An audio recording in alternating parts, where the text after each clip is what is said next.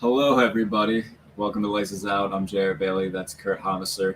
And welcome to the show, now part of the Believe Podcast Network. Kurt, it's good to see you, my friend. How are you? I think at the very moment I'm doing a little bit better than you, and I feel bad because you've had a stressful, long week of moving and traveling, and it's okay. I'm glad that we're here. I'm glad that we can get away a little bit and talk some football. Yeah, I mean, everybody watching. I mean, the hair is a little bit uncapped. The beard's getting longer. It's been a very emotional and mentally draining past couple days. But nonetheless, we still have a show to do, which is a saving grace for me right now because I need anything that feels relatively normal in my life right now. So it's always good to talk football with you, my partner. So I'm glad that we're able to do this now. And you know what? You come back at a perfect time because we do have news. We have football news, and it has been a long little while here where we haven't really had too much. And we get two things today, actually. Steven Nelson, friend of the show, found a new home. It was not in Pittsburgh. It was not in Buffalo. He's with Philadelphia. And a little strange, a little surprising. But I would say a solid pickup for Philadelphia, a much-needed piece. My thinking for Steve is just maybe why?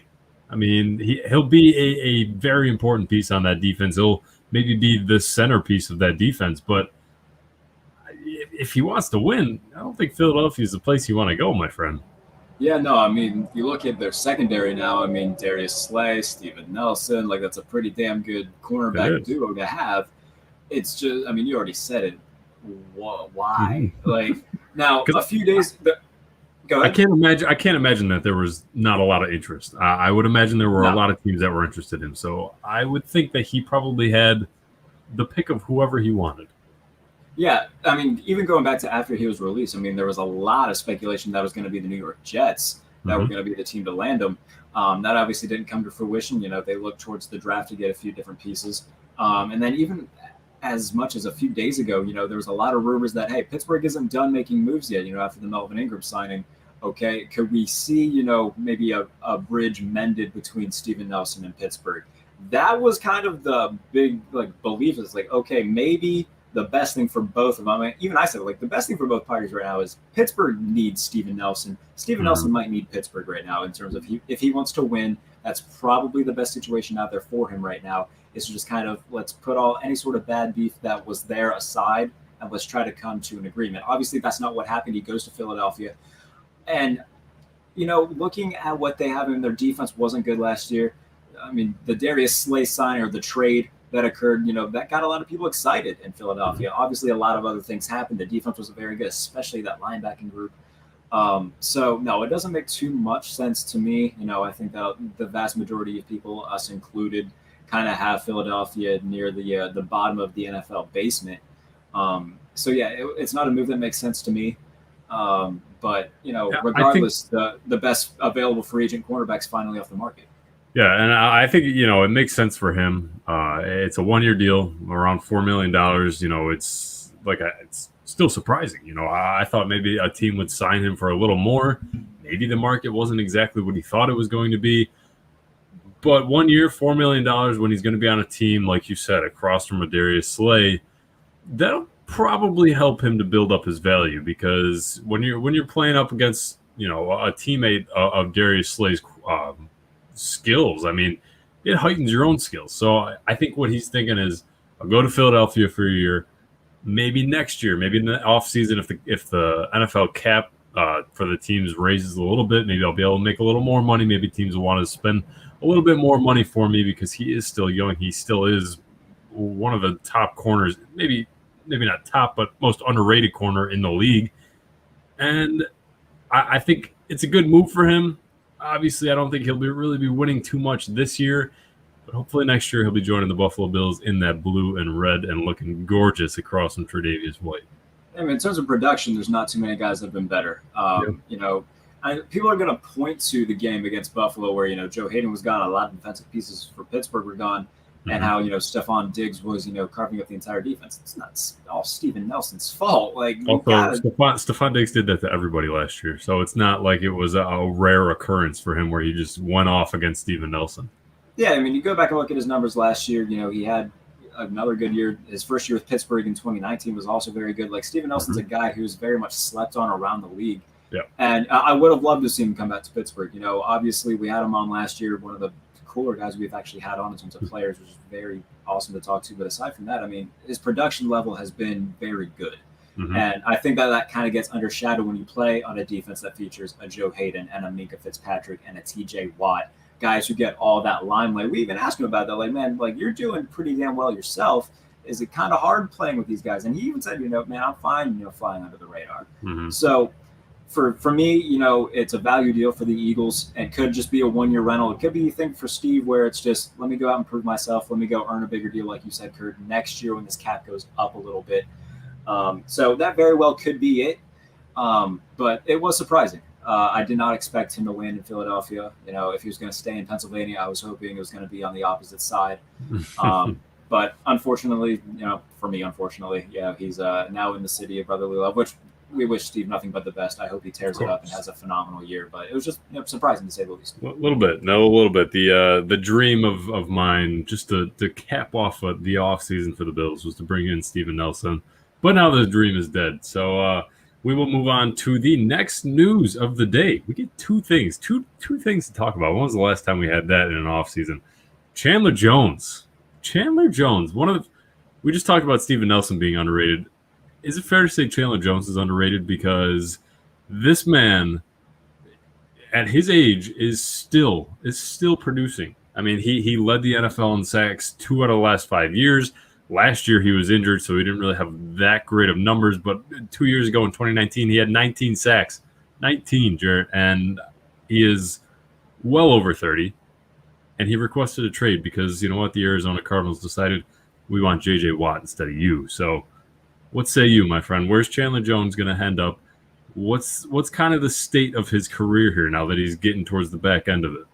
I don't even necessarily think it was like choosing J.J. Watt over him. I think the plan was to have both of them play on opposite edges. The person who they chose J.J. Watt over was Hassan Reddick, which was a mistake, as now he's over in Carolina with Matt Rule. But no, this is a little bit surprising.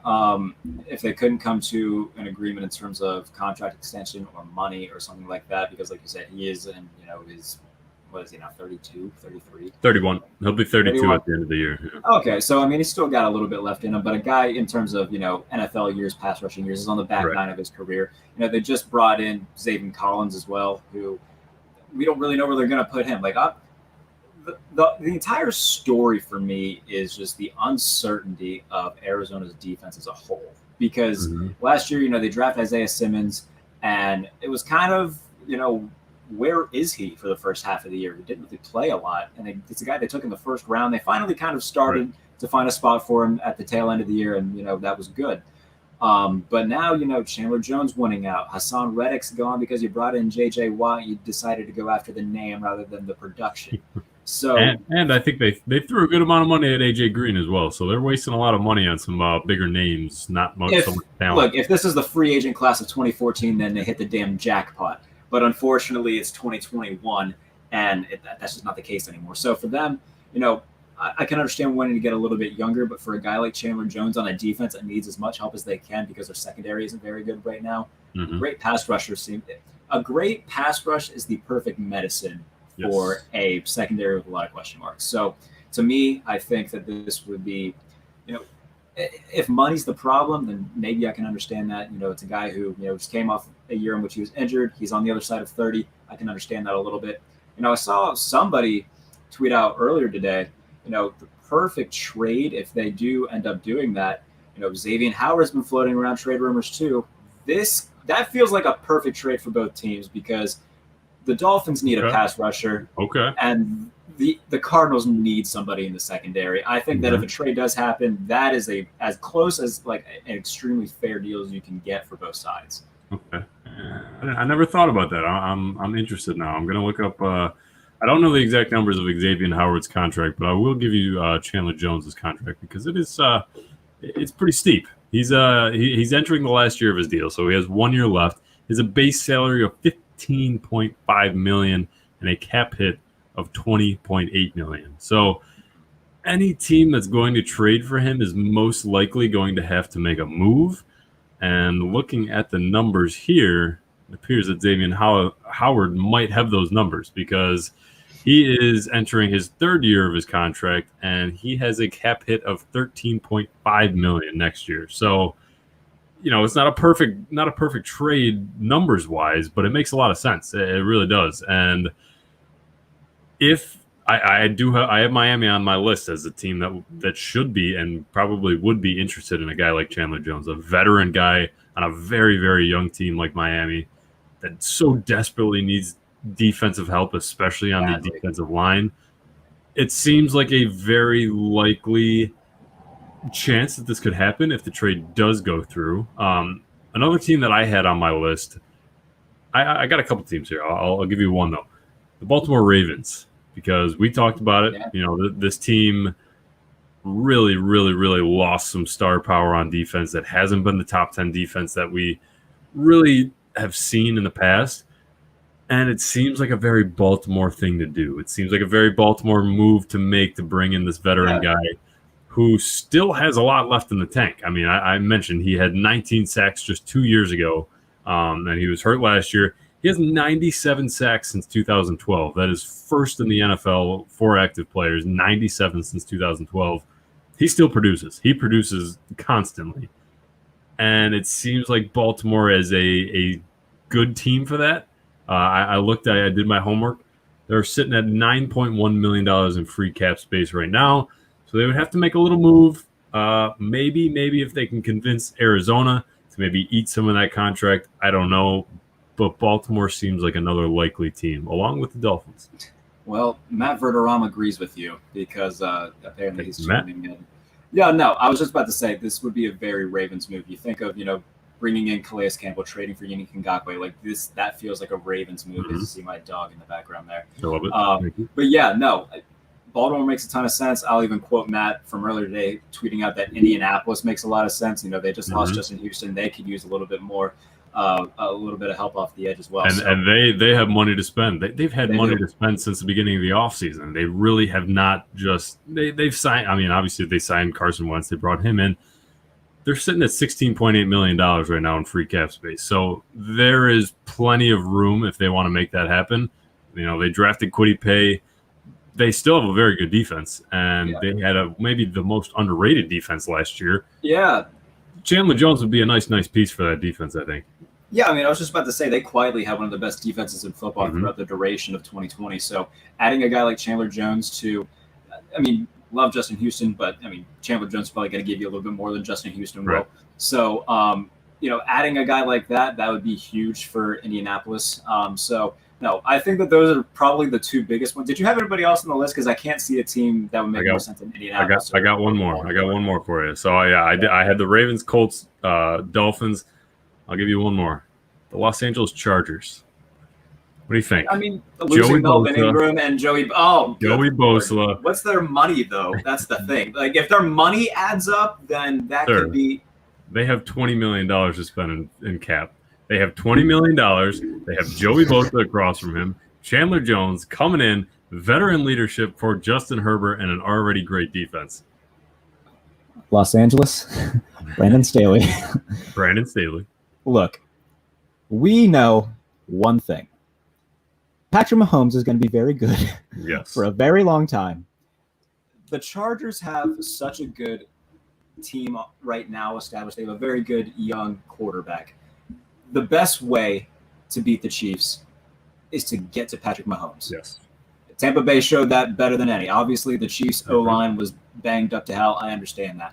But if you've got Bosa on one end and Jones on the other, I get that the Chiefs made their offensive line a hell of a lot better in the offseason, but you can't contain every single one of those guys for 60 plays. It's just not going to happen. So, yeah, that makes a ton of sense too.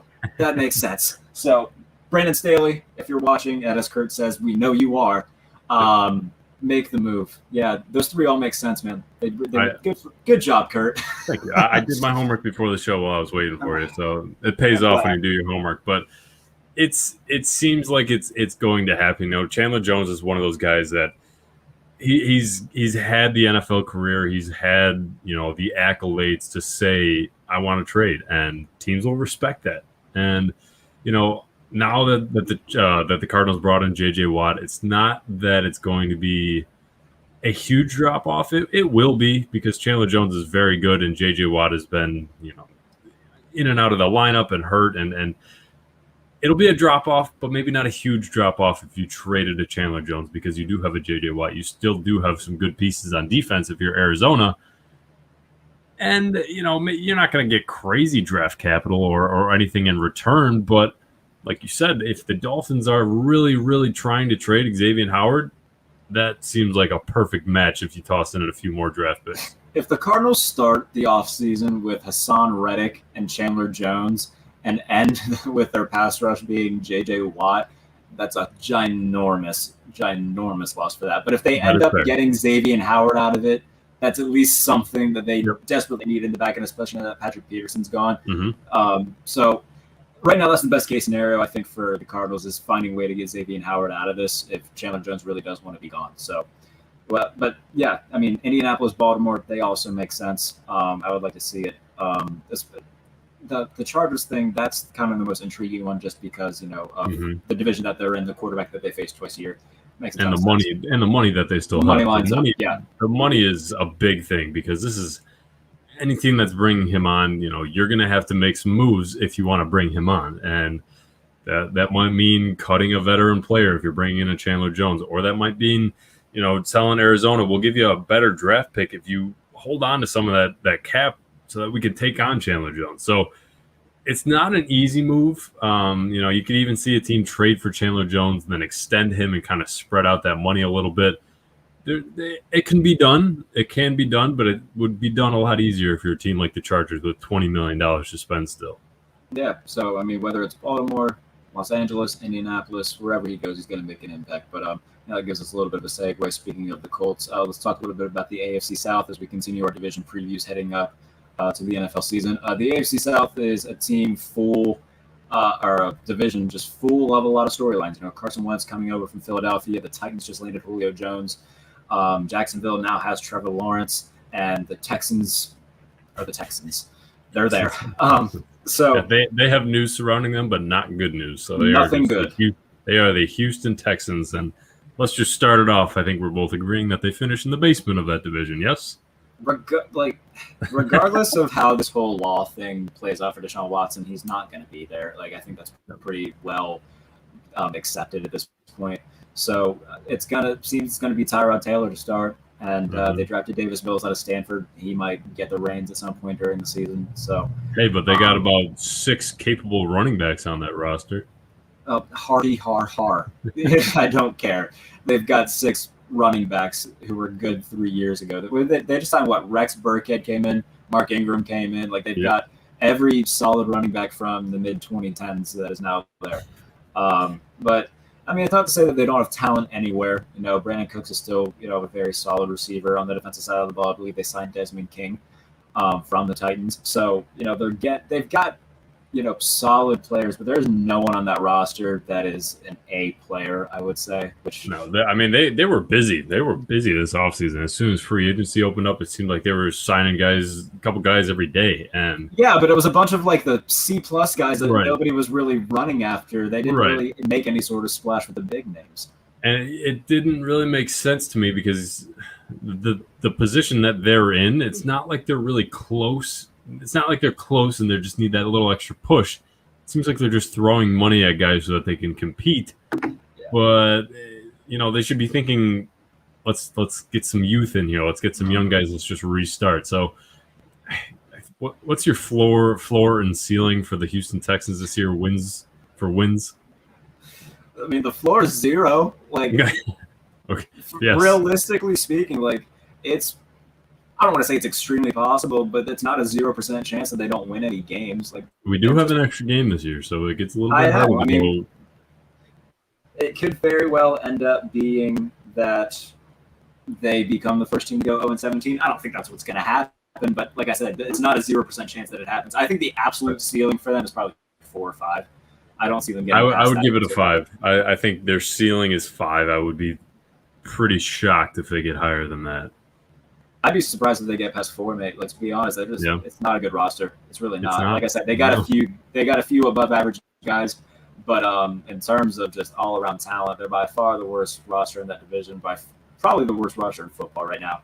And doesn't help with the fact that regardless of what Deshaun Watson's doing this season, it won't be with the Houston Texans. He reported to camp, so he doesn't get fined. But I just don't think he's going to be there. So, not to mention the fact that every head coaching candidate that they wanted to hire pretty much said, I'm good, and they had to end up settling for David Culley. So it's no disrespect to David Culley by any means, but he was no one's first choice when it came to head coaches. He just the first time I heard the name David Culley is when he got hired. So like it's been an abysmal offseason for Houston. It seems that they're just going to be rebuilding that thing from the ground up. Yes, and I think it'll take a long, long time. But I did, for some reason, I don't really know why, I forgot, they signed Phillip Lindsay as well. So that running back room is filled with a David Johnson, a Phillip Lindsay, a Mark Ingram, and a Rex Burkhead. I mean, they got some good players to run the ball. They don't have an offensive line, and they don't really have anybody else around them, but they might run the ball. So that's positive. That's the mantra of the Texan season. Houston Texans, they might run the ball. We might run the ball. I love it. All right, so Houston finishing in the basement. We'll just go bottom up. Jaguars, are we both agreeing on that? Yes, I would imagine. Look, here's the thing. Jacksonville, they're going to be fun. They might not be a playoff team, but they're going to, for the first time in a while, we have a reason to talk about the Jacksonville Jaguars, and it doesn't involve Blake Bortles. So they will be competitive. They will be competitive. Now, did you see, look, Gardner Minshew isn't going to be the starter, but did you see what he said? But he is a national treasure. So he really is. For anybody that didn't see what Gardner Minshew said, he was discussing, I want to say it was with The Score, how his mindset is going into training camp and whatnot. Is he preparing to be the number 2 man? And Gardner Minshew says, in preparation for the competition, I haven't taken a shit in weeks. Number 2 isn't an option for me. I hope Gardner Minshew starts somewhere very soon. I hope he wins a Super Bowl. I hope he is the next president of the United States. Like I said, he is a national treasure. He really is. He's really just the Southern Ryan Fitzpatrick, isn't he? He's just incredible. That's I like that. Yes. I mean, since he's coming in the league, he's just been – how can you hate this guy? How can you hate this guy? He does nothing but just have a good time out there, and he plays well. He plays well while he does it. So besides Gardner Minshew's colon, Trevor Lawrence is now in Jacksonville. They added some help in terms of Marvin Jones at receiver to go along with their already pretty solid receiving core. They're bringing Travis Etienne, which was a questionable move, I'll say. To be a third down running back. I think they're going to use him in a variety of ways, but regardless, they didn't. They better. But regardless, their offense it's a pretty solid grid. It's just defensively where I'm worried about them because their secondary is still bad. Front seven wise, I mean, it's hit and miss. Josh Allen's very good. I like him off the edge, but the pick of Taven Bryan it was a first round guy that just hasn't really panned out. He's not terrible by any means, but he hasn't lived up to a first round pick expectation. They brought over Joe Schobert last year from the Browns.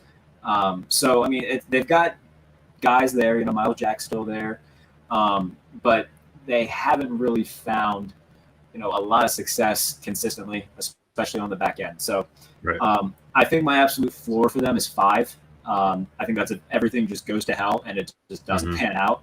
I think my ceiling for them is probably 7. I think between 5 and 7 games, they'll be competitive for the vast majority of the season. They'll have those few games where they lose by a couple touchdowns, but it really just depends on Urban Meyer, I guess. We'll see how this pans out. We've seen a good number of coaches succeed in the NFL from college. We've seen a larger number fail. So we'll see what category he falls into. There's going to be, discussions about that regardless of how Jacksonville's season goes. But it's going to be a very telltale thing. And look at that. I got through an entire Jacksonville Jaguar segment without crapping on Tim Tebow. How could we forget about Tim Tebow? No, but I'd like to forget about Tim Tebow. I do think they're going to be competitive, and like you said, they're going to be a fun team to watch. And I think they'll score a lot of points because Trevor Lawrence coming in there, no disrespect to Gardner Minshew, we just said that we love him, but that's a big upgrade with Trevor Lawrence there. And DJ Chark has been underrated. Laviska Shenault, fantastic. Yes, Marvin Jones. I mean, that the wide receiver room is good, is very good, and the offensive line is underrated. You want to talk about underrated? That offensive line has been pretty solid for a number of years, and they've gotten better. I think they're going to score a lot of points, but like you said, I think their defense is just going to give up a lot of points, and that's just going to be what makes them interesting and fun to watch, because we'll get to see Goldilocks go out there and float the ball all around to all those fun targets. So I think I agree with you.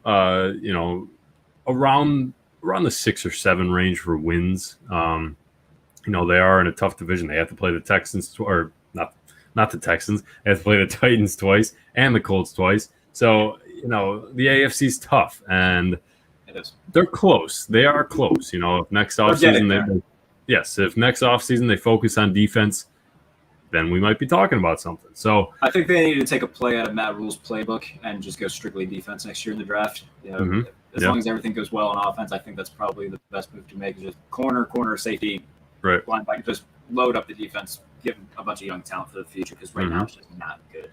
Right. But I think, do you have Tennessee too, or do you have Indianapolis too? Is the question going in? As the number 2? Yes. I have the Indianapolis Colts finishing. This is where we disagree, my friend. Mm-hmm. So give me your pitch for the Tennessee Titans so I can counter it, because I'm sure that there's a lot of things, that I will disagree with. So it's going to be tough for the Tennessee Titans because they have a great offense. I mean, we just talked about with the Jaguars. They're going to score a lot of points. You want to talk about scoring a lot of points. The Tennessee Titans are going to be scoring a lot of points if everybody can stay healthy. We're talking here. We're hoping that everybody can stay healthy. But if you have a field with A.J. Brown, with Julio Jones, with Derrick Henry, who are you going to cover? Who are you going to focus on? Because that is insanely hard. And I don't know how defenses are going to really game plan for that, but I'm very excited to see it. My only thing, there's just too many question marks surrounding the Indianapolis Colts for me. We just talked about they should trade for Chandler Jones. Okay, they got a little better in the offseason. They drafted Kwity Paye. I don't see how much better they got in the pass rush, and that was a big problem for them. Their offense is still going to be good. I like Carson Wentz. But what are we going to get from him? What side of Carson Wentz are we going to get? Are they going to have enough? Are we going to see what they had last year in Jonathan Taylor? Is he going to go through a sophomore slump? There's just a lot of question marks for that. And yes, there are a lot of question marks for the Tennessee Titans defense. But I don't want to say that I like the Titans defense more, because I don't. I like the Colts defense more. I just think I have faith going down the stretch for the Titans to be able to score more points, the Titans to be able to just edge out those teams just because of what they have on offense. Well, I'm going to address what you just said, because we've talked about this a little bit before on the show. Is that little mid-season stretch that Tennessee has to go through is brutal. It's bad. Mm-hmm. I don't know who they irritated in the NFL, higher ups to make the schedule, but they must have done something, because you look at what they've got on defense. They kind of did a 180 in terms of what their problems were. Last year, they had no pass rush, and their secondary was pretty solid. This year, okay, they upgraded the pass rush, but the secondary is a big question mark. Right. I like why is his name escaping me? Who'd they draft? The cornerback, Caleb Farley. Yep. Yeah, I like Caleb Farley a lot, and if he stays healthy and he pans out, then they've got a gem. And I hope that he does, because he's before the injuries became a question mark, he was highly regarded as the best cornerback in his class. So hopefully he stays healthy and can prove some people wrong. And then in terms of what else they have, I mean, they've got Janoris Jenkins is really the only veteran in the secondary. It's Christian Fulton, guy they drafted last year at LSU. It's Elijah Molden, guy who's probably going to start right away for them in the slot out of Washington. So their secondary is a little bit of a question mark, and a big question mark, actually. So that's the biggest thing for me is, okay, there's going to be growing pains regardless. You got to get through that before week 5 when that bitter stretch starts, or you could end up, sitting at 4-5, at 500-ish, when week 9 rolls around. And in a division like that where Indianapolis is going to be good, that's not exactly the place where you want to be. Right. So, do you want me to run through this fun little stretch? Yes, please do. Hinting at, just for in case anybody doesn't know. So, it starts as soon as week 6. Week 6. Buffalo travels to them, so they'll face the Buffalo Bills. Week 7, they face Kansas City Chiefs. Week 8, they go to Indianapolis. Week 9, they go to the Los Angeles Rams. So those 4 games alone, then the week after that, they play New Orleans, then Houston, New England. But those 4 weeks of Buffalo, Kansas City, Indianapolis, and the LA Rams, that is a real test. I mean, You need to have all hands on deck, everybody healthy, everybody ready to go, and everything to be clicking on full cylinders, because if not, a team like Kansas City Chiefs, they're going to embarrass you. If you are not on your A game, a team like the Chiefs, a team like Buffalo, even maybe a team like Indianapolis, if they're hitting their stride by that week, that could very easily be 3 losses in a row. And, we've talked about New Orleans before. I'm not high in New Orleans, but I do like their defense. So if I don't think they'll be a pushover team. I really don't. They're not going to be good, but I don't think it's going to be an easy win whoever plays them. Yeah, so when it comes to even New Orleans on the tail end of that stretch, that's not going to be a gimme, especially if their defense is playing well. So yeah, that's the biggest question mark for me in terms of Tennessee. Yes, they can score a lot of points, but if they're allowing a lot of points too, you can't consistently win games 41-40 in the NFL. Eventually, you're just not going to have enough firepower. So that's the biggest thing for me is, how quickly it's if and when they can solve their secondary issues, how quickly they can mesh. To me, Indianapolis, we talked about their underrated defense already. And then they bring in Carson Wentz, who's an upgrade over Phillip Rivers. I'm so tired of the narrative that Carson Wentz is washed after one bad year, and people just want to forget everything that he did before. There's a lot of quarterbacks that had down years and turned out to be just fine. Ben Roethlisberger threw 23 interceptions in 2006. Guess how that went? He's got 2 Super Bowls. So Ben Roethlisberger's turned out just fine. Troy Aikman started off playing horrible too. So did Peyton Manning. I'm not saying that Carson Wentz is going to be a Hall of Fame quarterback, but I for damn sure know that he's not a horrible one. Okay. So yeah, my only thing with the Indianapolis Colts, when there's going to be games when you need to score 41 points. Are they capable of that? Like I said, we don't know what kind of Carson Wentz we're going to get. I think we're both big fans of Carson. They have some nice pieces, and T.Y. Hilton and Jonathan Taylor and Michael Pittman and Zach Pascal, a friend of the show. But do you trust them to go toe-to-toe with the Tennessee Titans to put up that many points? I don't know if I do. I think that's the thing that's kind of holding me back from that team is, do we trust them to be able to put up the big points against the star power teams?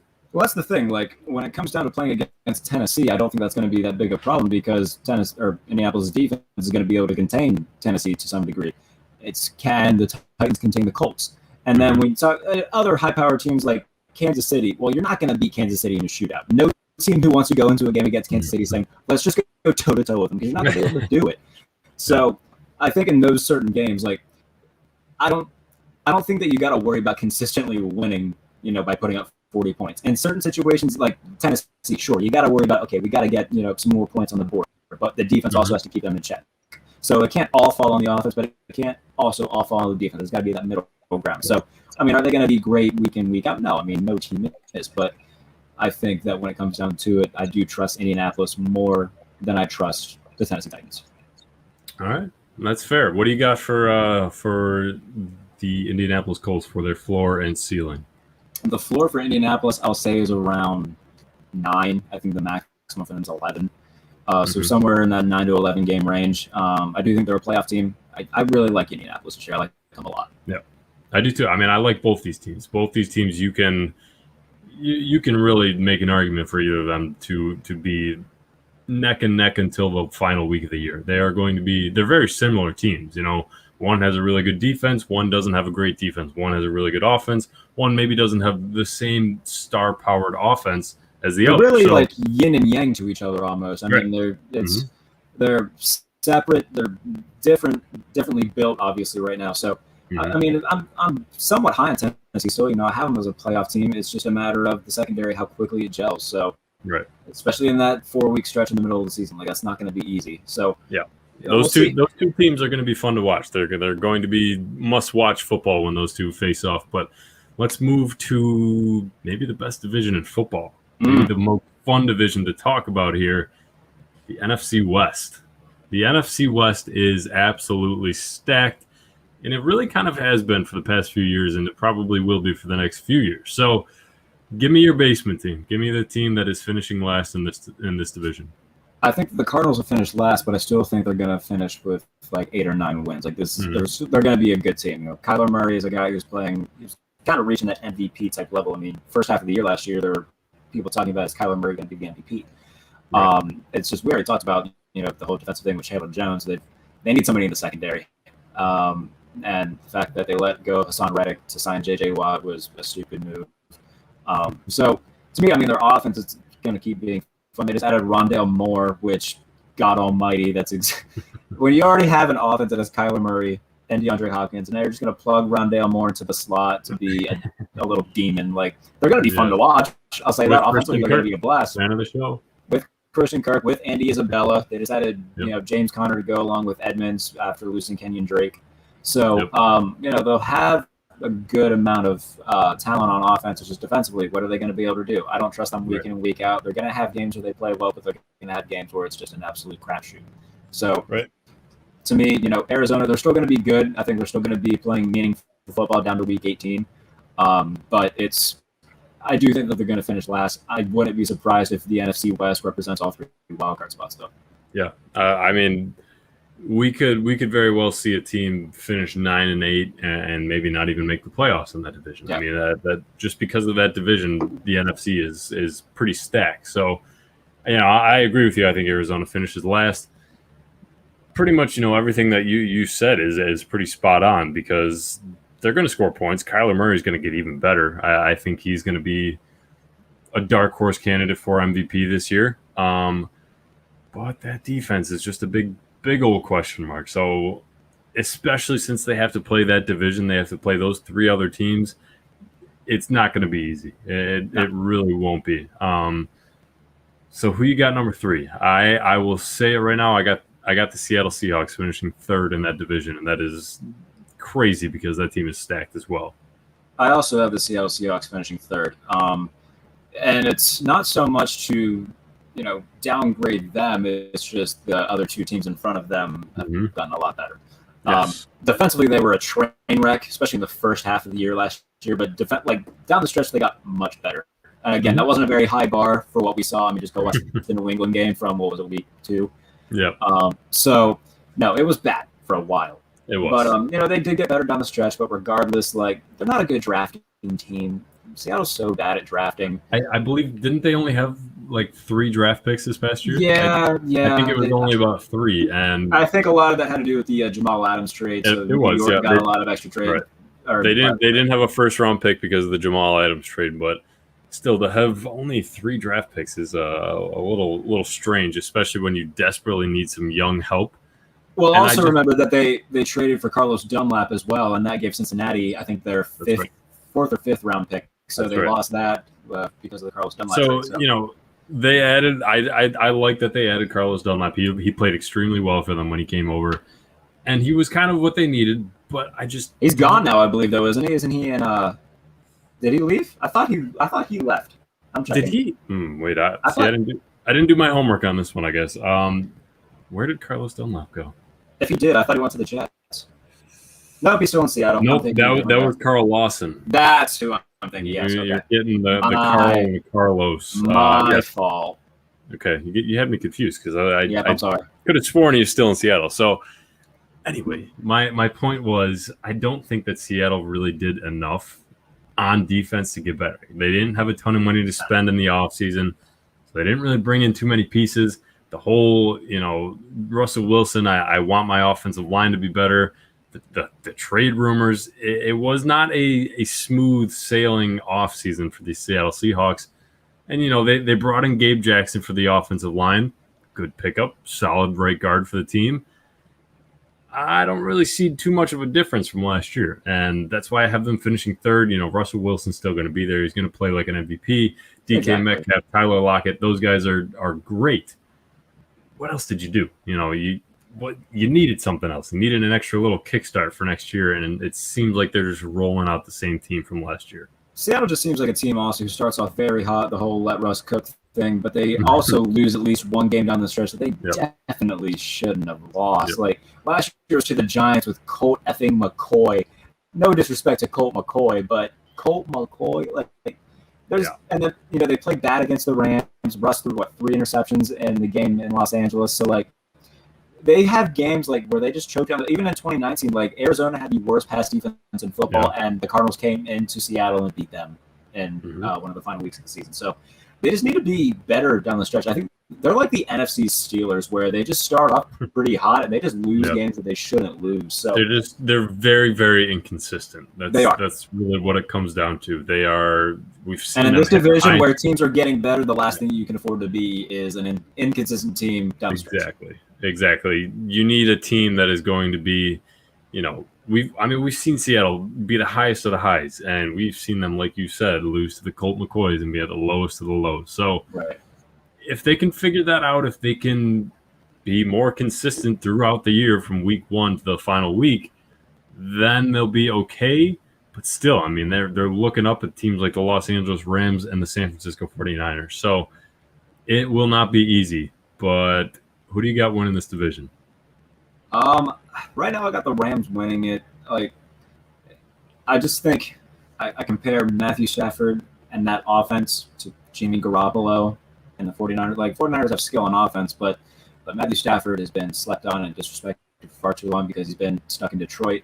You give him Cooper Kupp, you give him Robert Woods, you give him a solid offensive line, you give him good tight end play, a defense that's still really well built. I think the Rams are the best built team right now. Yes, they lost Cam Akers, and that's going to be a huge blow. Actually, hold on.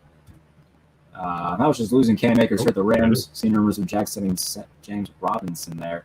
I would be surprised if we don't start hearing some rumors before, maybe not soon, but before the season start. I would be surprised if we don't see the Rams make a move and bring somebody in to help with that run game, because Cam Akers was coming in. He was going to be the guy. He was going to be, the bright future. We saw what he did last year, and there was some definite upside for him.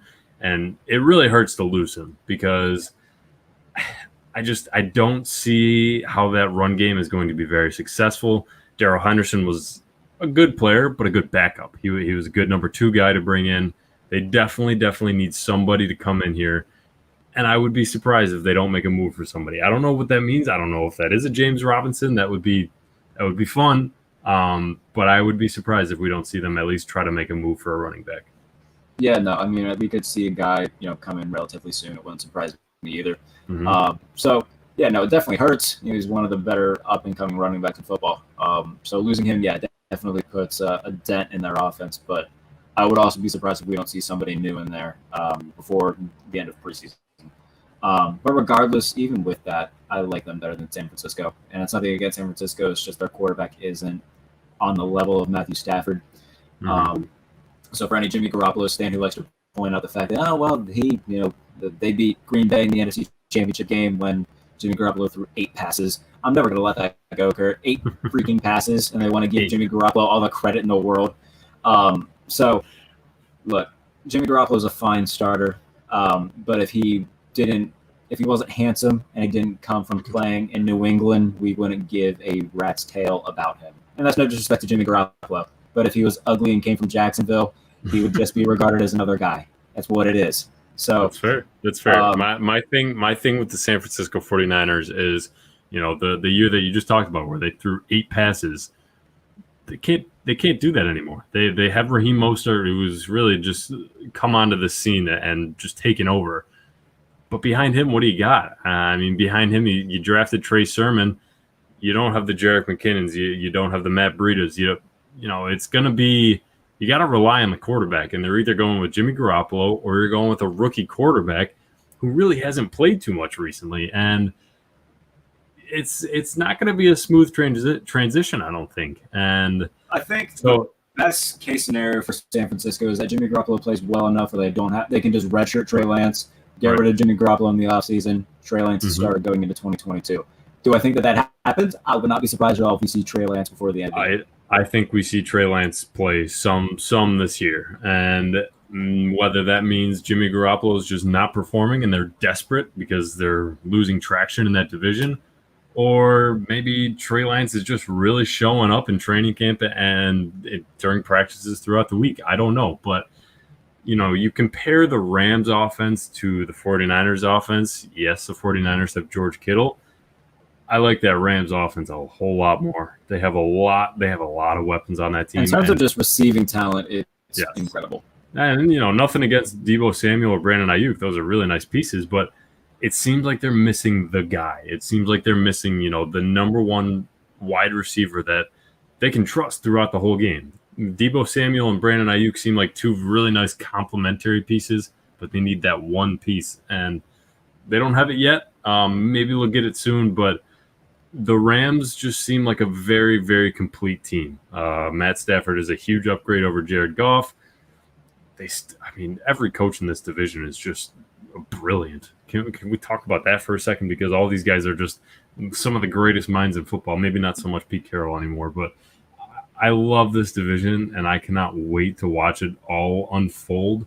Who are we going to get at quarterback for the 49ers? Is Matt Stafford going to finally maybe get an MVP? Are we going to see Russell Wilson maybe hit the peak? Are we going to see Kyler Murray take the next step? It's going to be – this is a stacked division. This is the best division in football. It is. And look, I'm not trying to crap on Kyle Shanahan, but I've never seen a coach get more love for having one winning season in 4 seasons. I get that he's an offensive genius and everything, but I need to see more from Kyle Shanahan. So, sorry, 49ers fans. But no, I do think the Rams win the division. I love Sean McVay. He's so good. And, Cooper Kupp. Cooper Kupp might be the most handsome player in the NFL. Can we talk about that for a second? Yeah. To me, it's a battle of receivers. It comes down to Cooper Kupp against Chase Claypool. I don't know which is more handsome, but I would. I think your bias is showing there on Chase Claypool. But have you seen Chase Claypool? I have. I've seen him. He's a gorgeous times. Man. He's got that impeccable jawline. Sorry, we're getting off track here. Let's talk. I got the Rams schedule pulled up right here, and I want to run through it a little bit because there's some interesting games. This is not there's not really an easy stretch, but there's not really a hard stretch either in this schedule. So it's very well balanced.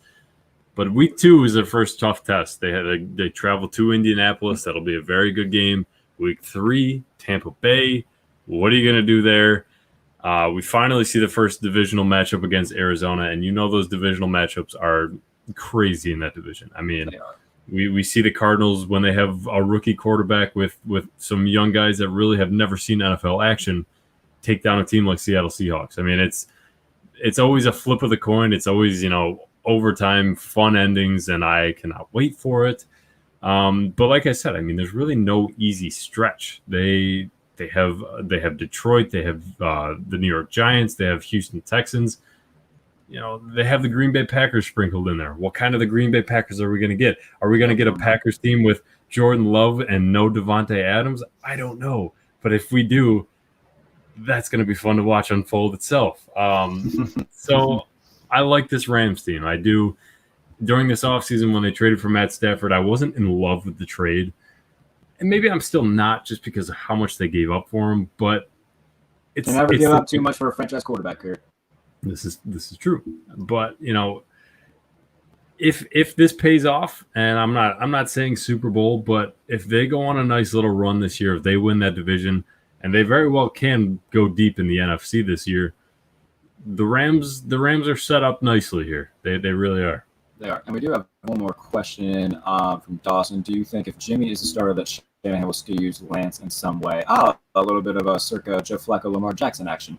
Okay. It's possible. We could see some Wildcat stuff, especially inside the red zone. I think that's very doable. Remember when the Jets had Tebow and they tried doing that a little bit inside the red zone stuff whenever he was the Wildcat guy? I bet Mark Sanchez was ecstatic about that. But it wouldn't surprise me. I just don't see the reason to not do it. If you have a guy of that capability who you can throw in there for a few plays a game, why not? We even saw the Ravens do it with RG3 a few years ago. It's nothing that teams aren't exploring right now. So, I think that I wouldn't be surprised if they did. If you got a guy with that type of athletic ability who needs to get a little bit of in-game action, I think it'd be a good idea. Yeah, I think when you have a guy who's got the skills like that, like Trey Lance has, you want to get him on the field, even if you bring him out there as a decoy. You bring him out there and you're playing a team like the Seattle Seahawks, Pete Carroll's going to be scratching his head saying, well, how are they going to use this guy? And, you know, you're not going to throw him out there and throw him to the wolves to get eaten alive and get hurt. But I think you might see him out there just to maybe, like you said, see some NFL action, maybe a little trickery here or there.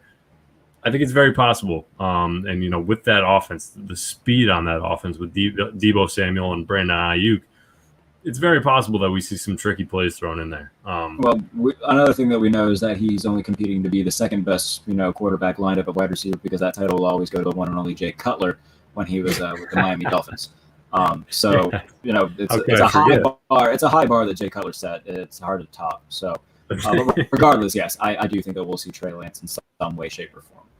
Yes. Okay. Well, while you were talking earlier, I pulled up real quick because we were talking about what the Rams could do at running back if they so choose to make a trade or make a signing. There's some names available for in free agency if they're interested. You could see a nice little family reunion with Todd Gurley, bring him home. Maybe. Todd Gurley's still out there. I mean, he's only 27. Yes, he has arthritis. He has arthritis throughout his whole body, I guess, but he's only 27. Let's see. We got LaShawn McCoy, 33 years old. Age-wise, he might only be 27. Joint-wise, he's 43. Yes. You have the 33-year-old LaShawn McCoy coming off back-to-back Super Bowls where he didn't do a damn thing. You have who else? Le'Veon Bell, maybe. Wouldn't that be interesting? That feels like a solid fit. Now, hear me out. In that offense, that could work. It could, because it did not work in Kansas City. We know how good of a receiving back that Le'Veon Bell is. I feel like in Sean McVay offense where they could sprinkle him in with Darrell Henderson, that could be a damn good fit. He's 29. He still has it. I mean, to say he's not the Le'Veon Bell of old where he's going to give you 1,800 scrimmage yards. You don't need that. You don't need that with that Rams offense. You really don't. They're not going to be a running team. They're not going to be a running offense. They're going to focus on the pass because they have Matt Stafford, because they have Cooper Kupp, Robert Woods. They're going to be a pass-first offense. But when you have a guy like Le'Veon Bell, even if he can capture half of what he used to be, that's a big win. That's a big win. So, like I said, I would be very surprised if we don't hear some rumors of the Rams looking around at guys that are on the streets and maybe want to play some more, or maybe even some trades. There's always injuries during training camp, which will be starting up very soon. So we're getting close. We're getting close to some more rumors floating around. Like I said, we had 2 today, so very exciting times. But it's good to be back. Good to be back. Football's almost back. I know. We're getting close. Hall of Fame game is very, very soon, so I'm excited about that. But yes, as always, thank you guys so much for joining us, for tuning in to Laces Out on the Believe Podcast Network. Where can they find you on Twitter? You guys can find me at Kurt, K-U-R-T, Haumeser, Haumesser 88. Just had an article out for Buffalo Rumblings. I got one coming out for Fansided. So like I said, training camp is around the corner, and I can't wait. So follow along. Jarrett, where can they find you? You can find me on Twitter at JBaileyNFL, a bunch of stuff for Fansided, Steelers, Sports Illustrated. Wrestling stuff as well with Benjamin Raven. So we're trying to get this guy for like 3 weeks. We're hoping that it comes to fruition.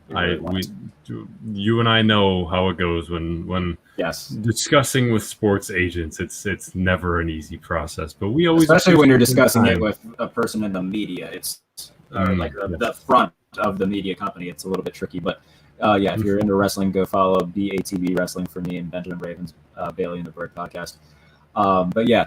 It's always good to do this show. Always a nice little distraction from life, and being able to talk to you, my friend, and talk football. So thank you to everybody who's tuned in. We will be back later this week for Trivia Bowl. Trivia Bowl 8? 9? Yes. Is it 8 or 9? I think it might be 9. I don't remember. There's a lot. We've done a lot of these things, but yes, hopefully later on this week, we'll tweet out details as they come. But yes, as always, thank you guys so much for tuning in. We really appreciate it. We will see you later on in the week for whatever Trivia Bowl we're on. We appreciate it. We'll see you guys then. See ya.